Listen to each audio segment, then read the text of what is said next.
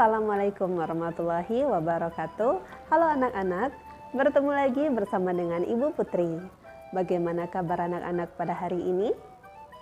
Semoga kita selalu dalam keadaan sehat sehingga kita lebih semangat untuk melakukan aktivitas pada hari ini dan tentunya lebih semangat untuk mengikuti pelajaran Ibu pada hari ini. Sebelum kita memulai pelajaran kita pada hari ini, mari bersama-sama kita berdoa menurut agama dan kepercayaan kita masing-masing. Berdoa dimulai.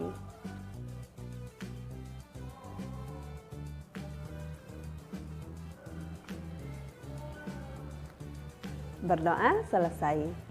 Materi pembelajaran kita pada hari ini yaitu Kelas 4, tema 1, subtema 1, pembelajaran 6. Setiap suku memiliki ciri khas masing-masing. Apakah kamu masih ingat tentang ciri khas suku Minang? Apa saja yang kamu ingat tentang suku tersebut? Bacalah kembali teks tentang suku Minang pada halaman 58.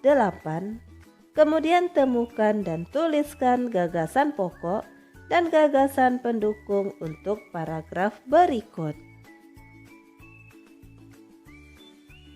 Perbedaan gagasan pokok dan gagasan pendukung. Gagasan utama atau ide pokok atau pokok pikiran adalah inti pembahasan dalam sebuah pernyataan kalimat. Sedangkan gagasan pendukung merupakan kalimat-kalimat lainnya yang merupakan kalimat penjelas yang bersifat menerangkan maksud dari gagasan utama yang berada di dalam kalimat utama. Gagasan pokok pada paragraf pertama yaitu suku Minang terdapat di Provinsi Sumatera Barat. Gagasan pendukung pada paragraf pertama yaitu 1. Suku Minang sering disebut orang Padang atau orang Awak. 2. Bahasa Minang adalah bahasa daerah suku Minang. 3. Orang Minang gemar berdagang dan merantau. Dan 4. Malin Kundang adalah salah satu legenda dari suku Minang. Gagasan pokok pada paragraf kedua yaitu rumah adat suku Minang disebut rumah gadang. Gagasan pendukung pada paragraf kedua 1. Rumah gadang terbuat dari kayu dan berbentuk dasar balok. 2. Lengkung atap rumah gadang tajam seperti tanduk kerbau dan lengkung badan rumah landai seperti badan kapal. 3. Atap rumah gadang terbuat dari ijuk. 4. Bentuk atap rumah gadang disebut gonjong. Dan 5. Rumah gadang disebut rumah bagonjong. Gagasan pokok pada paragraf ketiga yaitu alat musik tradisional Minang disebut talempong. Gagasan pendukung pada paragraf ketiga 1. Talempong merupakan alat musik pukul. 2. Alat musik Minang lainnya adalah saluang. Dan 3. Saluang merupakan alat musik tiup. Pada paragraf keempat, gagasan pokok yaitu tarian-tarian suku Minang. Gagasan pendukung, tari Pasambahan. Gagasan pokok pada paragraf kelima, makanan khas suku Minang. Gagasan pendukung yaitu rendang dan sate Padang. Tulis kesimpulanmu tentang perbedaan gagasan pokok dan gagasan pendukung. Perbedaan gagasan utama dengan gagasan pendukung adalah gagasan utama berisi ide utama yang dibahas dalam suatu bacaan, sedangkan gagasan pendukung berupa uraian atau tambahan informasi yang mendukung gagasan utama. Gagasan utama dapat pula berupa kalimat inti atau kalimat utama, atau berupa inti paragraf yang diperoleh setelah membaca bacaan secara keseluruhan. Gagasan pendukung berupa kalimat-kalimat penjelas yang memberi tambahan untuk gagasan utama. Pada halaman 72, buatlah rencana kegiatan yang mencerminkan sikap persatuan dan kesatuan dalam perbedaan di lingkungan sekolahmu. Contoh rencana kegiatan. Nama kegiatan: membersihkan laboratorium sekolah. Hari dan tanggal: Minggu 2 Juni 2021. Tempat: Kompleks Laboratorium SD Tritunggal Tanjung Balai. Waktu: pukul 9.